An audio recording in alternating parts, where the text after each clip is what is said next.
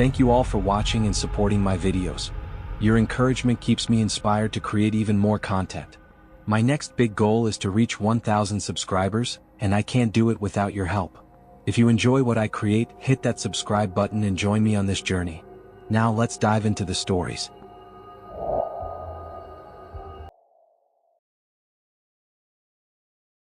The storm had been raging for hours. The house was quiet.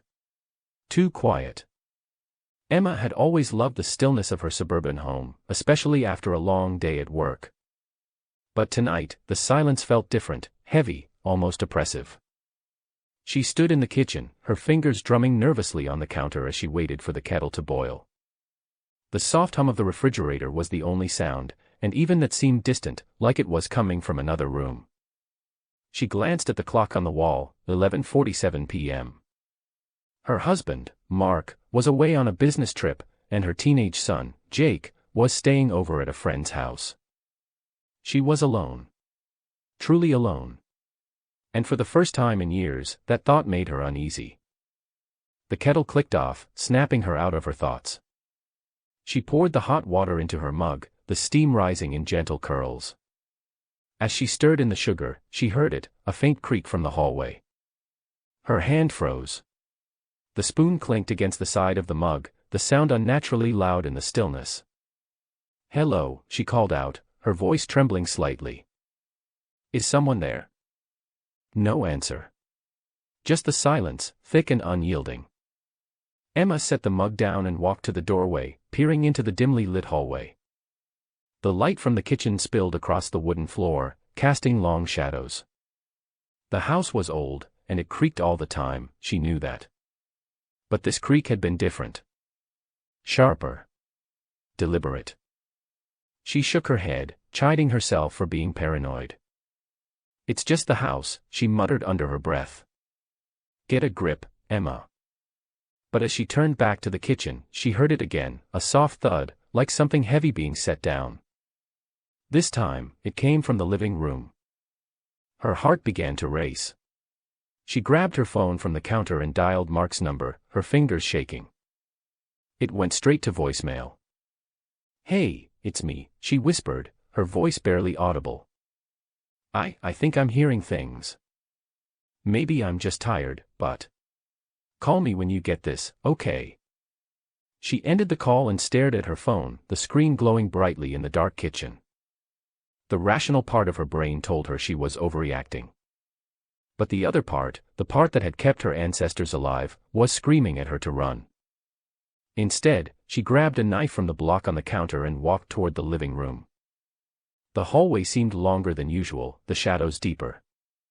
She flipped the light switch, and the room was flooded with a harsh, artificial glow. Everything looked normal, the couch, the coffee table, the TV. But the air felt wrong. Like the room was holding its breath. She checked behind the couch, under the table, even in the closet. Nothing. She was about to laugh at herself for being so jumpy when she noticed it. The window by the fireplace was slightly open. She was sure she had locked it earlier. She always did. Emma walked over and pushed the window shut, her fingers fumbling with the latch.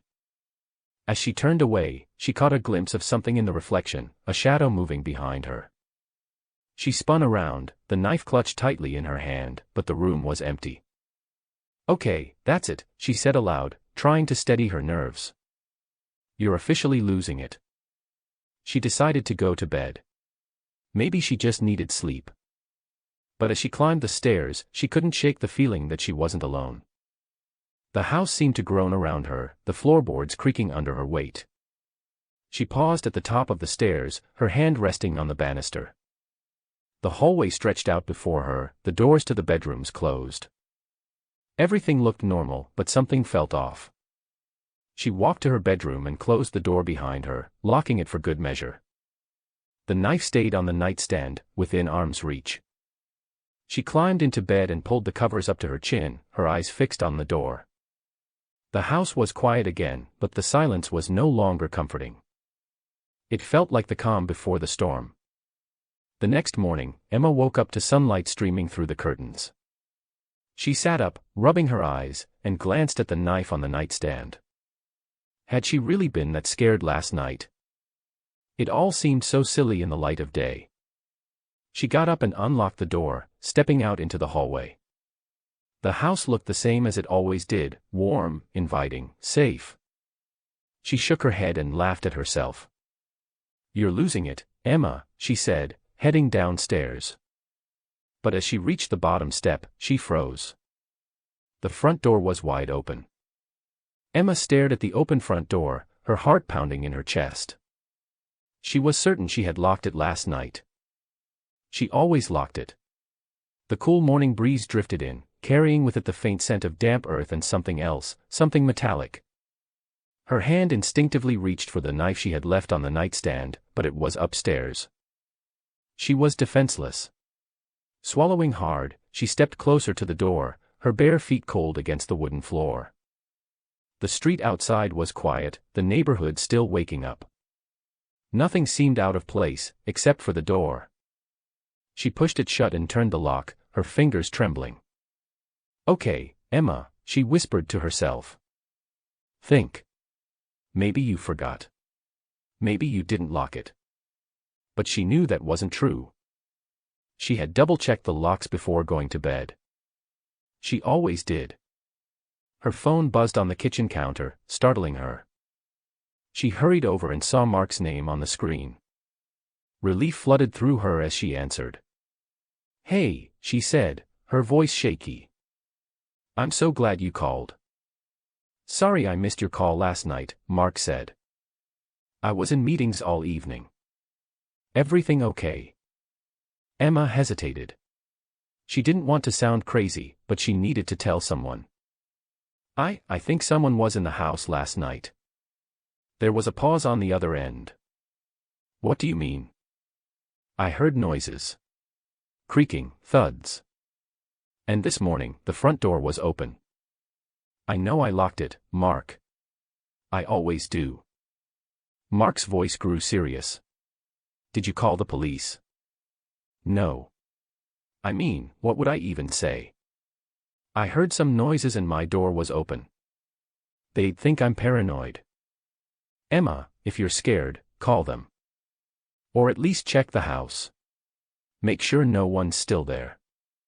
She glanced around the kitchen, her eyes darting to every shadow. "I will. I don't know. Maybe I'm overreacting." "Better safe than sorry," Mark said. "I'll try to come home early, okay? Just be careful." "I will. Love you." "Love you too." She ended the call and took a deep breath. Mark was right. She needed to check the house. She grabbed the knife from the nightstand upstairs and began her search, room by room. The living room, the dining room, the guest bedroom, all empty. But when she reached Jake's room, she froze.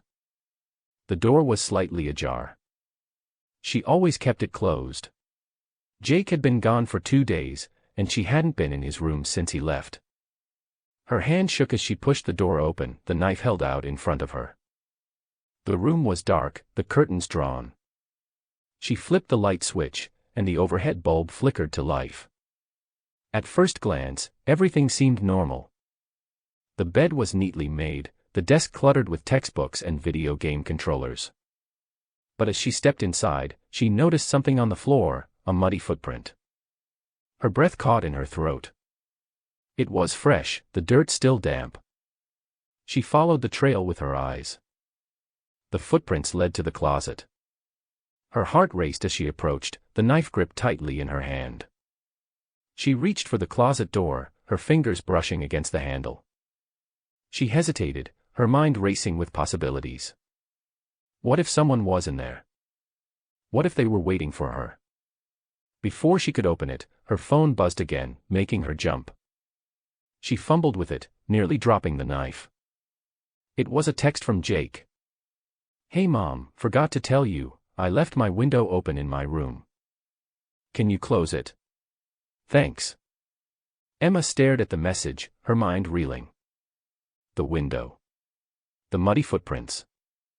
It all made sense now. She let out a shaky laugh, relief washing over her.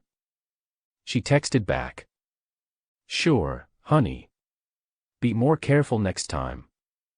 Love you."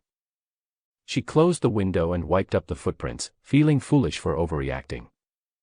But as she left Jake's room, she couldn't shake the feeling that something was still off. The noises last night, the open front door, it didn't all add up. Still, she tried to push the thoughts aside.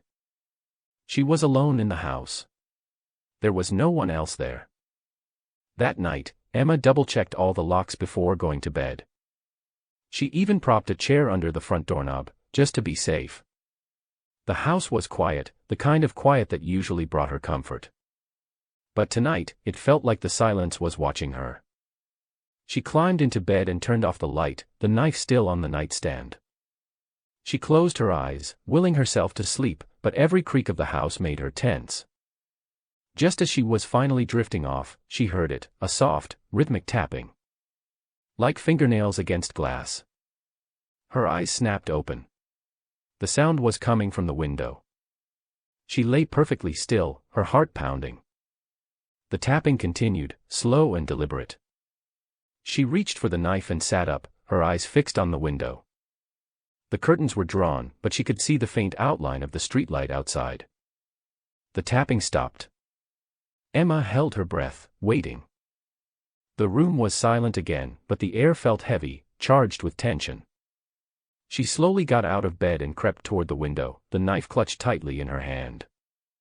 She reached for the curtain, her fingers trembling. Before she could pull it back, the tapping started again, louder this time. And then, a voice. Low and raspy, barely audible. "Let me in." Emma's blood turned to ice. The voice was real. It wasn't her imagination. Someone was outside her window. She stumbled back, nearly dropping the knife, her mind racing. Should she call the police? Should she scream? But what if they got in before help arrived? The tapping grew more insistent, the voice louder. "Let me in." She couldn't move. Her legs felt like they were rooted to the floor. The curtains swayed slightly, as if pushed by a breeze, but the window was closed. Locked. She was sure of it. "Let me in," the voice repeated, now almost a growl. Emma's survival instincts kicked in. She bolted for the bedroom door, slamming it shut and locking it behind her. Her hands shook as she fumbled with her phone, dialing 911. The line rang once, twice, before a calm voice answered. 911, what's your emergency? There's someone outside my house, Emma whispered, her voice trembling. They're trying to get in. Please, send someone. Stay on the line, ma'am. I'm dispatching officers to your location. Can you tell me your address? Emma recited her address, her eyes fixed on the bedroom door. She could still hear the tapping, faint but persistent, coming from the window. The voice had stopped, but the silence was somehow worse. The officers are on their way, the dispatcher said. Are you somewhere safe? I'm in my bedroom. The door's locked. Good. Stay there. Don't open the door for anyone except the police. Emma nodded, even though the dispatcher couldn't see her.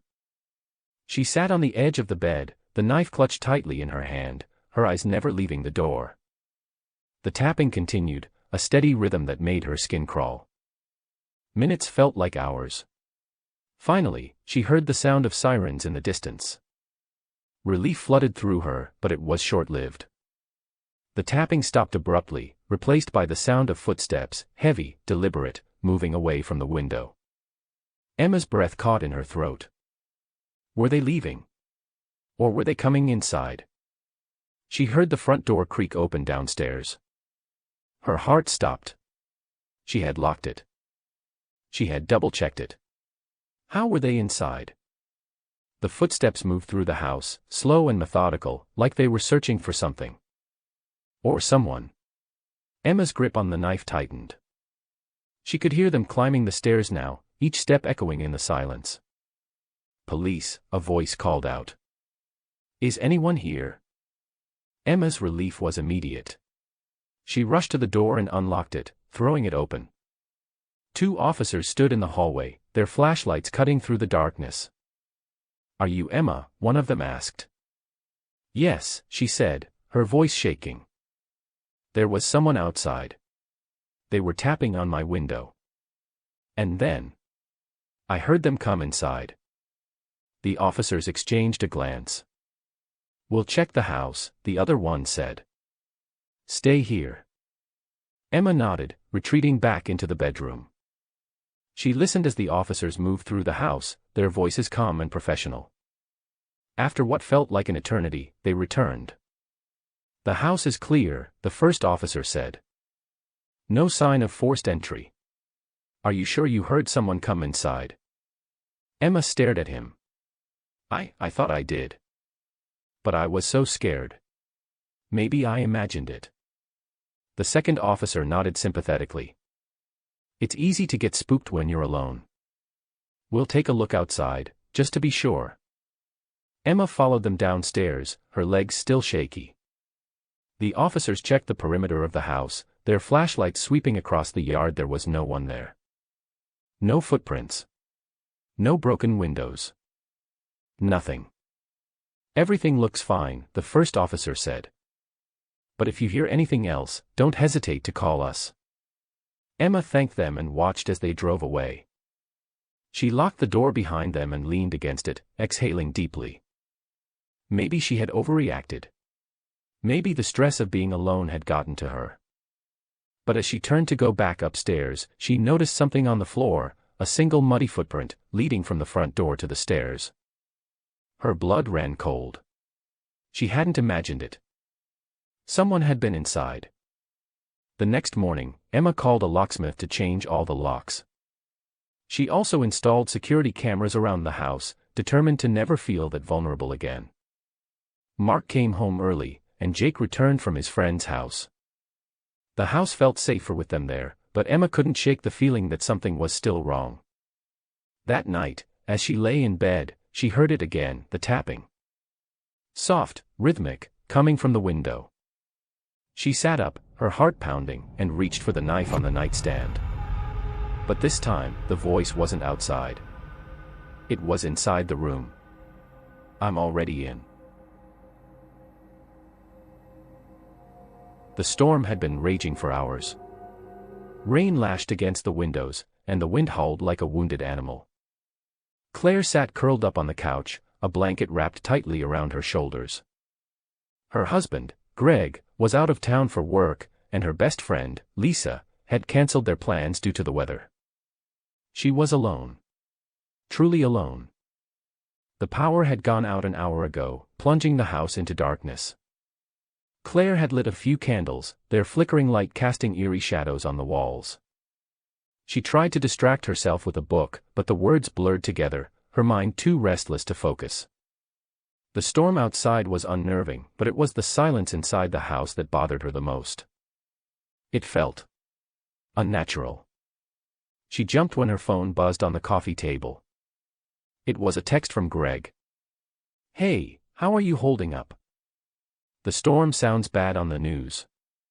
Claire smiled faintly and typed back, "I'm okay. Just a little creeped out. The power's out, and it's so quiet." Greg's response came quickly. "You're not alone, right? Lisa's there with you." Claire hesitated before replying. "No, she cancelled. It's just me." There was a long pause before Greg texted again. "Call me if you need anything. Stay safe." Claire set her phone down and sighed. She hated how jumpy she was. It was just a storm. She'd been through worse. But something about tonight felt different. The air was heavy, charged with an energy she couldn't explain. She stood up and walked to the kitchen, her footsteps echoing in the empty house. The candles on the counter cast long shadows, making the familiar space feel alien. She poured herself a glass of water and leaned against the counter, staring out the window. The rain blurred the glass, turning the world outside into a watery abstraction. That's when she heard it, a faint whisper. She froze, her glass halfway to her lips. The sound was so soft she almost thought she'd imagined it. But then it came again, louder this time. A voice, low and indistinct, murmuring something she couldn't quite make out. "Hello," she called out, her voice trembling. "Is someone there?" No answer. Just the sound of the rain and the wind. Claire set the glass down and grabbed a flashlight from the drawer. She swept the beam around the kitchen, her heart pounding. Nothing. The house was empty. She was alone. But as she turned to go back to the living room, she heard it again, the whisper. This time, it was coming from the hallway. Her breath quickened as she followed the sound, the flashlight beam trembling in her hand. The hallway was dark, the shadows shifting as she moved. The whisper grew louder, more insistent, but she still couldn't make out the words. It was like trying to listen to a conversation through a closed door. She stopped at the end of the hallway, her flashlight illuminating the closed door to the guest bedroom. The whisper was coming from inside. "This is ridiculous," she muttered to herself. "There's no one in there." But her hand shook as she reached for the doorknob. She turned it slowly, the click of the latch unnaturally loud. The door creaked open, revealing the dark room beyond. She stepped inside, the flashlight beam sweeping across the bed, the dresser, the empty chair in the corner. The whisper stopped. Claire let out a shaky breath, her shoulders relaxing. "See?" "Nothing," she said aloud, trying to convince herself. But as she turned to leave, the whisper started again, this time, right behind her. She spun around, the flashlight beam darting wildly. The room was empty. The whisper grew louder, more urgent, the words finally becoming clear. "Get out." Claire's blood ran cold. She backed out of the room, slamming the door shut behind her.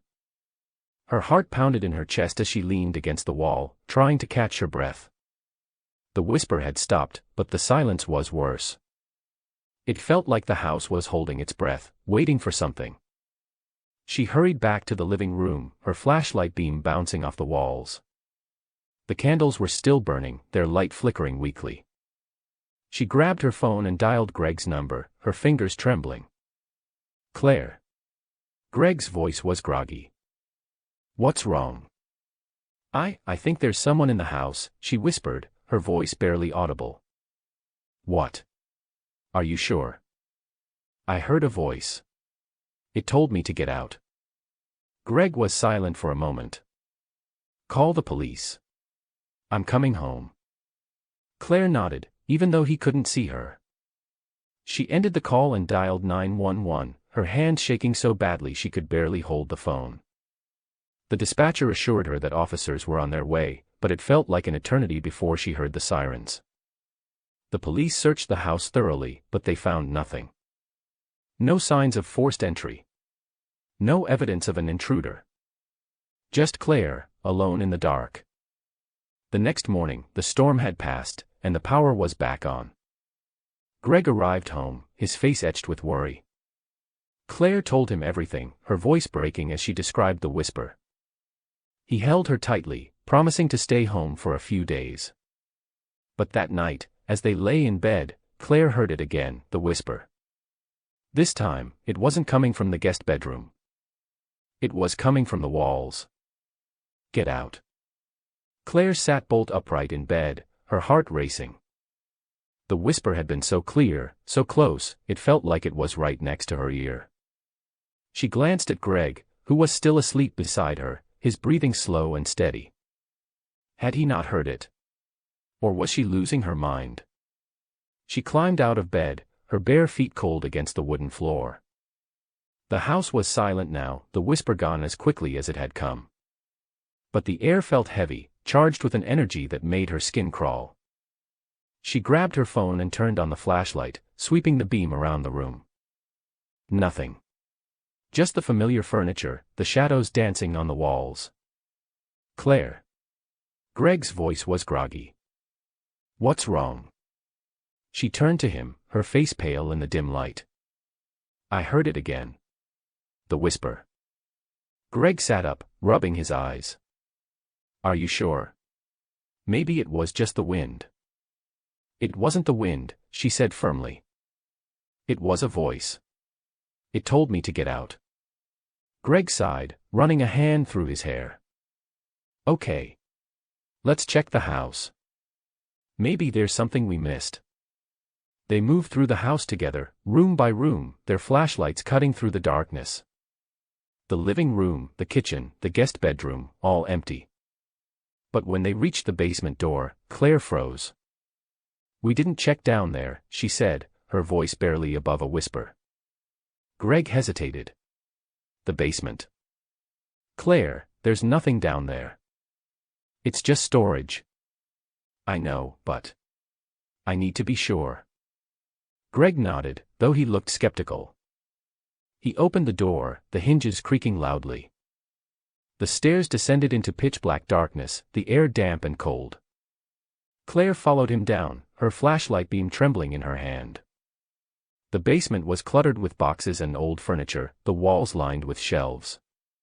Everything looked normal, but Claire couldn't shake the feeling that something was wrong. She moved deeper into the room, her flashlight beam sweeping across the floor. That's when she saw it, a small door in the corner, partially hidden behind a stack of boxes. She had never noticed it before. Greg, she said, her voice trembling. What's that? He followed her gaze, frowning. I don't know. I've never seen it. They moved the boxes aside, revealing the door. It was old, the wood warped and splintered, the handle rusted. Claire reached for it, but Greg stopped her. Let me, he said, stepping in front of her. He turned the handle, the door creaking open. The air that rushed out was cold and damp, carrying with it a faint, musty smell. Greg shone his flashlight inside, revealing a narrow tunnel that sloped downward. What the hell, he muttered. This shouldn't be here. Claire's heart pounded as she peered into the tunnel. Where does it go? I don't know, but we're not finding out tonight. Let's call someone in the morning. Claire nodded, though she couldn't tear her eyes away from the tunnel. The whisper echoed in her mind, louder now, more insistent. Get out. The next morning, Greg called a contractor to inspect the basement.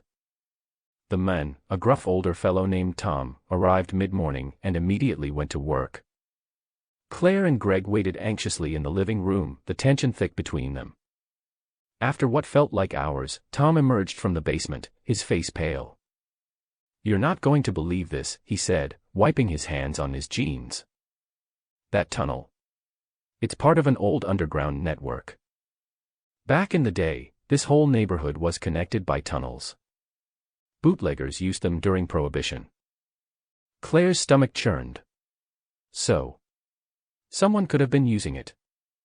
Tom nodded. It's possible. The tunnel's been sealed off now, but... Well, I found something else. He held up a small, dusty journal. Claire took it, her hands trembling as she flipped through the pages. The handwriting was faded, the ink smudged, but the words were clear enough. They're in the walls. They whisper to me. I can't escape. Claire's breath caught in her throat. She looked up at Tom, her eyes wide. What does this mean? Tom shook his head. I don't know. But I'd get this house checked out if I were you. There's something off about it. That night, Claire and Greg stayed in a hotel. The house felt too big, too empty, too haunted. But as Claire lay in bed, staring at the ceiling, she heard it again, the whisper. This time, it wasn't coming from the walls. It was coming from inside her head. You can't escape.